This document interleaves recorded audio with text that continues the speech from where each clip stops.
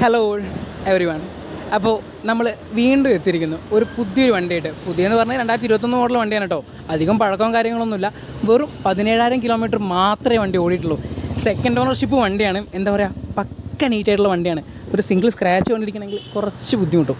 Scratch ഇല്ലയെന്നല്ല, ഉണ്ടാവും. കാരണം 2021 model വണ്ടിയാണല്ലോ, അതിൻ്റേതായ പോരായ്മകളും കാര്യങ്ങളൊക്കെ ഉണ്ടാവും. പക്ഷേ എന്താ, സ്ക്രാച്ചസ് കണ്ടുപിടിക്കണമെങ്കിൽ കുറച്ച് ബുദ്ധിമുട്ടായിരിക്കും.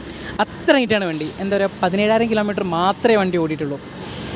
ഏകദേശം 1,55,000 രൂപയാണ് നമ്മൾ ഈ വണ്ടിക്ക് ചോദിക്കുന്ന പ്രൈസ്.